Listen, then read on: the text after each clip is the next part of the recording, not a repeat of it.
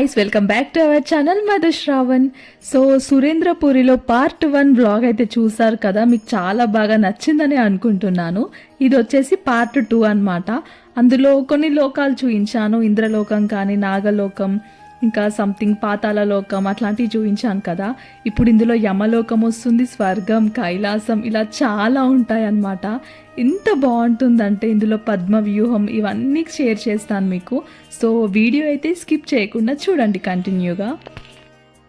నేనైతే ఫస్ట్ వ్లాగ్లో చూపించిన వీడియోలో జస్ట్ 10% మాత్రమే, ఇంకా చాలా ఉంది ఇక్కడ చూడండి. నరకంలోకి అయితే ఎంట్రీ అయిపోతున్నాం. చాలా భయంగా ఉంది, బట్ లోపలికైతే వెళ్దాం, శిక్షలు ఎట్లుంటాయి అనేది చూద్దాం, మీకు కూడా చూపిస్తాను. లోపలికి వెళ్ళగానే రైట్ సైడ్లో అయితే చిత్రగుప్తుడు మన పాపాల పుట్టని చదువుతాడనమాట. ఇక్కడ రైట్ సైడ్లో కూర్చొని ఉంటాడు చిత్రగుప్తుడు అనమాట. అక్కడ భటులు ఉన్నారు, యమధర్మరాజు కూడా ఉన్నాడు. సో లోపలికైతే వెళ్ళిపోదాం. ఇక్కడ మనం ఏ పాపాలు చేస్తే ఎలాంటి శిక్ష నరకంలో మనకు విధిస్తారో చాలా క్లియర్గా ఎక్స్ప్లెయిన్ చేసినట్టుంది. ఇక్కడ పైన అయితే పెయింటింగ్స్ వేశారు, దానికి తగ్గట్టు శిక్షలు అయితే ఉన్నాయి ఇక్కడ. చూడండి మీరు కూడా, చాలా డేంజరస్గా ఉంది. అక్కడ స్మోకింగ్ అండ్ డ్రింకింగ్ చేసే వాళ్ళకి కూడా శిక్ష అనమాట. మనం చాలా చిన్న చిన్న వాటికి లైట్లే అనుకుంటాం, కానీ ప్రతి ఒక్కదానికి కూడా శిక్ష ఉంది ఇక్కడ. దొంగతనం చేసినందుకు కూడా తలకాయ నరికేసిర్రు. ఇక్కడ చూడండి డైనోసర్స్తోనే అసలు ఘోరంగా ఉంది. చిన్న చిన్న వాటికి కూడా ఇంత పెద్ద పెద్ద శిక్షలు అంటే చూడండి మనకి ఎంతమందికి ఎన్ని శిక్షలు పడతాయి అసలు నరకంలో. ఇక్కడైతే డైరెక్ట్ కడుపులో పొడి చేశారు. బిజినెస్లో అంటే కూరగాయలు అమ్మేటప్పుడు తూకాలు తక్కువగా చేయడం అట్లాంటివి. ఇక్కడ వ్యవసాయం, ఎడ్లతోని వ్యవసాయం చేయించే వాళ్ళకి ఆ ఎడ్లే ఇలా వ్యవసాయం చేయిస్తాయి అన్నమాట మనుషులతోని. చాలా ఘోరంగా ఉంది. ఇంత చిన్న వాటికి కూడా ఇట్లా శిక్ష అంటే అసలు షాక్ అయిపోయినా నేను అసలు. ఇక్కడైతే మటన్ మనం తింటూనే ఉంటాం. ఇక్కడ మేక తలకాయ కోస్తే అక్కడ చూడు భటులు మనిషి తలకాయ కోస్తున్నారు నరకంలా. ఎవ్వరు కూడా పాపాల పుట్ట నుంచి అయితే బ్రతికిపోలేరు అని క్లియర్గా అర్థమైపోతుంది ఇక్కడ. అక్కడ ఆవుని కొడుతున్నారు, పావురాన్ని బాణంతో వేస్తున్నారు. వాళ్ళకి చూడండి ఎలా మంటల్లో కూర్చోపెట్టి బగబగ మండిస్తున్నారనమాట. ఇలా మూగజీవులకు శిక్షించే వాళ్ళకి కుక్కలు, పిల్లులు, పక్షులు ఇట్లా చాలా అన్నమాట. వాళ్ళకు కూడా అంత శిక్ష తప్పదు, దేవుడు ఊరికే చూడడు అని కరెక్ట్ ఆ సిచ్యువేషన్ అన్నమాట ఇక్కడ. కొంచెం నరకలోకం చూసాక కొంచెం బాగా అనిపించింది, యమలోకం చూసాక. ఇప్పుడన్నా మనుషులు మారండి రారే, చూడండి అసలు నరకంలో ఎలాంటి వాటికి ఎలా శిక్షలు ఉన్నాయి. ఇప్పుడన్నా మీ పాపాల పుట్టను తగ్గించుకోండి అనిపించింది నాకు ఇది చూసాక. చిన్న చిన్న వాటికి అసలు వీటికి కూడా శిక్షలు ఉంటాయా అని అనిపిస్తాయి మనకు. బట్ చూడండి ఎంత డేంజరస్. దేవుడు అన్నీ చూస్తాడు నిజంగా. కొంచెం ఇప్పుడన్నా మారండి, మార్చుకోండి. ఓకే, నెక్స్ట్ అయితే వాటర్లో అయితే ఇలా వెళ్ళాం మేము. చుట్టుపక్కల అయితే అన్నీ చూసాము. ఇంకా కొంచెం లోపలికి వెళ్తుంటే అయితే దారి అయితే అక్కడికి ఆపేశారు. నెక్స్ట్ స్టెప్స్ పై నుంచి కిందికి అయితే దిగుతున్నాము. అందులో ఏముందో చూడాలి మరి, చాలా ఇంట్రెస్టింగ్గా ఉంది ఒకదాని తర్వాత ఒకటి వెళ్తుంటే. ఇక్కడ శ్మశానం అన్నమాట. శివుడు శ్మశానంలో ఒక్కడే ఉండడు. ఇలా శవాలు, అస్థి పంజరాలు, రాక్షసులు ఇంతమందితో ఉంటాడనమాట శివుడు. ఇక్కడ చాలా క్లియర్గా కనిపిస్తుంది. నెక్స్ట్ అయితే ఇక్కడ పార్వతి కళ్యాణం జరిగింది. శివుడికి పార్వతికి పెళ్ళి అనమాట. చాలా బాగుంది ఇక్కడ చూస్తుంటే. ఇక్కడ ద్వాదశ జ్యోతిర్లింగాలు అంటే 12 జ్యోతిర్లింగాలు అక్కడ అన్ని నేమ్స్తో సహా ఉన్నాయన్నమాట. ఇక్కడ చూస్తే మనకు క్లియర్గా తెలిసిపోతుంది. ఇందులో 12 దాంట్లో నేనైతే 2 వెళ్ళినా అనమాట. అరుణాచలం అండ్ శ్రీశైలం ఇంతే వెళ్ళినా. ఇంకా నేను చూడాల్సింది 10 ఉన్నాయన్నమాట. కానీ నిజంగా లైఫ్ కంప్లీట్ అయ్యే లోపు నిజంగా ద్వాదశ జ్యోతిర్లింగాలు చూడాలి, చాలా బాగుంటుంది కదా. ఇక్కడ ఈ రాక్షసుడు చూడండి ఎంత పెద్ద నోరు తెరిచిండో. ఆ నోట్లోకి వెళ్ళి చూద్దాం ఏముందో లోపల. చూడండి ఇది కూడా ఎంత క్లియర్గా చేశారంటే మరి ఇంత డేంజరస్. ఆ నోరు లోపల కూడా ఇంతలా ఉంటుందా అనిపించింది. జస్ట్ అది దారే, దాని లోపల ఏం లేదు. అందులో నుంచి నెక్స్ట్ దానికి వెళ్ళాలి. ఆ వెళ్ళే దానికి కూడా ఇంత బాగా చేశారంటే చాలా గ్రేట్ అనిపించింది. 2009లోనే ఇదంతా చేశారంటే అప్పటి టెక్నాలజీ చూడండి ఎంత బాగుందో. ఇక్కడ స్టెప్స్ కనిపిస్తున్నాయి. ఆ స్టెప్స్ చూస్తే నాకైతే దిమ్మ తిరిగింది. వీడియో తీసుకుంటా అసలు ఎట్లా దిగాలబ్బా అనిపించింది నాకైతే. నేనే భయపడుతుంటే ఇంకా శ్రావణ్ నాకు ఇంకా భయపెడుతున్నాడు.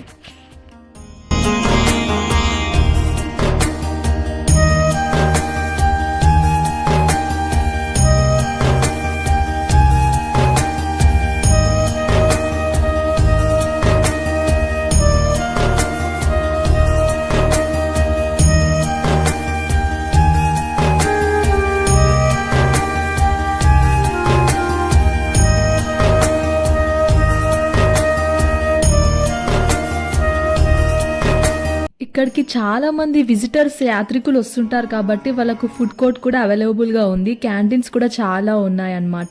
ఐస్ క్రీమ్స్, కూల్ డ్రింక్స్ అన్నీ ఉన్నాయి.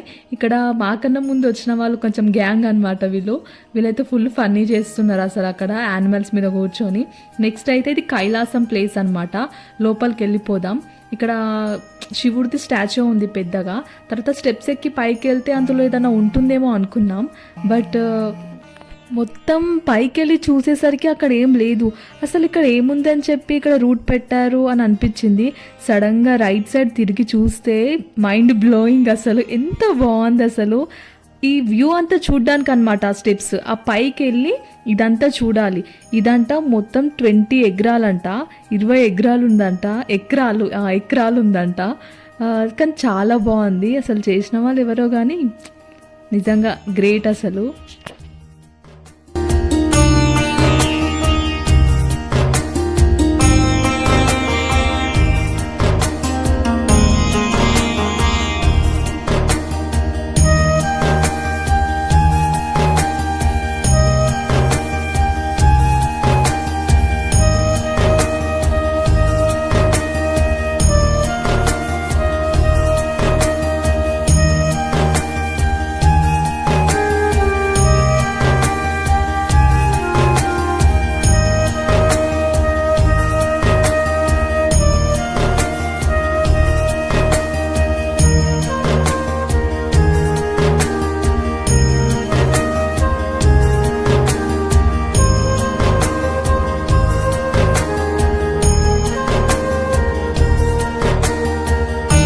నెక్స్ట్ అయితే మేము వైకుంఠం దగ్గరకు వచ్చినాం అనమాట.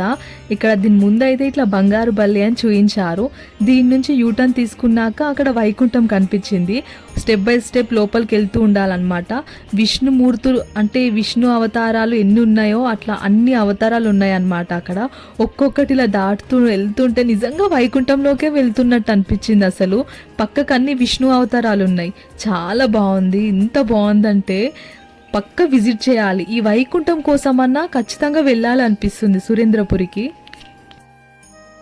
రాముడు, కృష్ణుడు, పరశురాముడు, నరసింహస్వామి ఇవన్నీ విష్ణు అవతారాలని నాకు తెలియదు. ఫస్ట్ ఇక్కడికి వచ్చినాకనే తెలిసింది. ఇది కూడా తెలియదు అని మాత్రం అనుకోకండి. బట్ విష్ణుమూర్తి దగ్గర లక్ష్మీదేవాల పాద సేవ చేసుకుంటుంటే చాలా బాగా అనిపించింది. ఇక్కడైతే వీళ్ళు రాముడు, లక్ష్మణుడు, భరతుడు, శత్రుఘ్నుడు వీళ్ళ జన్మం అనమాట. అక్కడ బాగా అనిపించింది. అది కూడా ఒక క్లిప్ తీసిన. తర్వాత అయితే ఇక్కడ కాల సంహారం. ఇక్కడ వే కనిపిస్తుంది కదా, red colour arrow mark, yellow colour. So అది ఫాలో అవుతుంటూ వెళ్ళాలన్నమాట. అలా వెళ్తే మనకు అన్ని క్లియర్గా కనిపిస్తాయి. ఒక్కటి ఏది కూడా మిస్ అవ్వకుండా చూడొచ్చు. ఇక్కడ హనుమంతుడు ఒక రాక్షసికి తలపైన అలా కొట్టడం వల్ల ఆ రాక్షసి పాతాళంలోకి వెళ్ళిపోతుంది అనమాట. సో ఇక్కడ అదే జరుగుతుంది. హనుమంతుడు కొట్టగానే ఆ రాక్షసి ఇట్లా పాతాళంలోకి వెళ్ళిపోతుంది.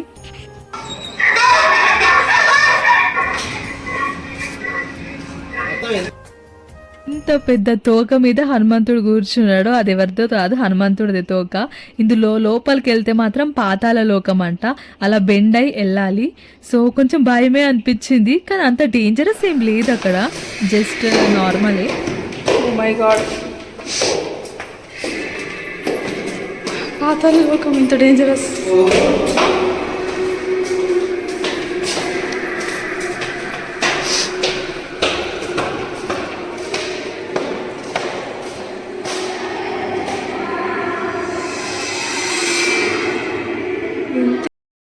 ఒక్కొక్క ప్లేస్కి వెళ్తే ఒక్కొక్క ఎలివేషన్ అనమాట. ఆ సౌండ్స్తోనే మనకు అలా తెలిసిపోతుంది. నాగలోకంకి వెళ్ళినప్పుడేమో అక్కడ నాగు పాములది సౌండ్ ఒక్కొక్క దగ్గర ఒక్కొక్కలాగా అనమాట. ఇక్కడ వచ్చేసి పాతాళ లోకంలో కూడా డిఫరెంట్ సౌండ్ వచ్చింది. శ్రీకృష్ణుడి దగ్గరికి వెళ్ళినప్పుడు అక్కడ డిఫరెంట్ సౌండ్ వచ్చింది సాంగ్తోని. బాగుంది. ఎక్స్పీరియన్స్ అయితే చాలా బాగుంది సురేంద్రపురిది. ఇది ఒక రాజభవనం అంట. రాజభవనంలో ఇంకేముంటుంది, నాట్యాలు చేస్తారు రాజుల ముందు అట్లా అనమాట. సో లైట్స్ ఎలివేషన్ అయితే చాలా బాగుంది, చూసేయండి మీరు కూడా.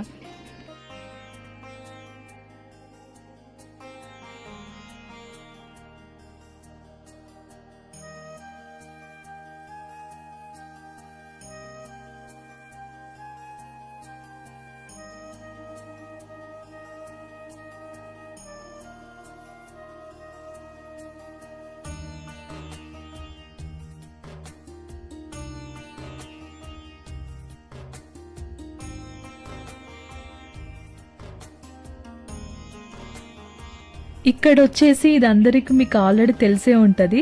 రాక్షసులు దేవతలు అమృతాన్ని అలా తీసుకుంటున్నప్పుడు ఫస్ట్ వచ్చిన విషాన్ని అయితే శివుడు తీసుకుంటాడనమాట. సో ఇక్కడ అదే అన్నమాట జరిగేది.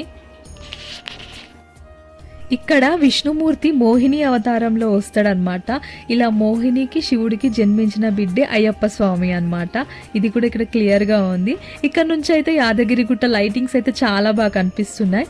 నెక్స్ట్ అయితే పద్మవ్యూహంలోకి ఎంటర్ అయిపోదాం. ఇక్కడ యుద్ధం చేసిన సౌండ్స్ కూడా వస్తున్నాయి, మీరు కూడా వినండి.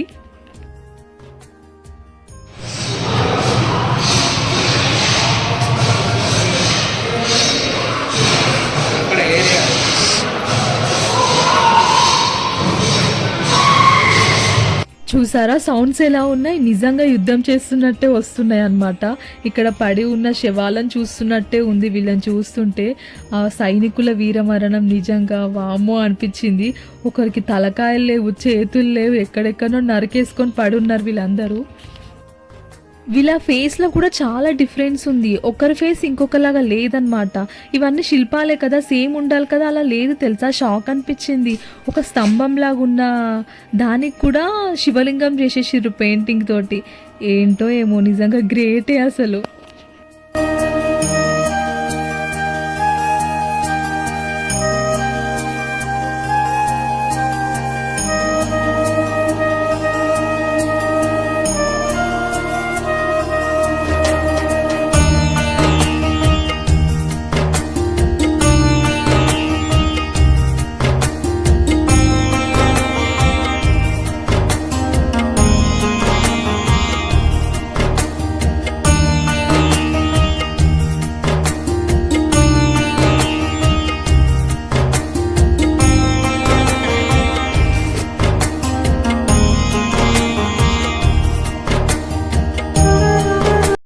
ఫైనల్లీ సురేంద్రపురి వ్లాగ్ అయితే ఇక్కడతో కంప్లీట్ అయిపోయింది.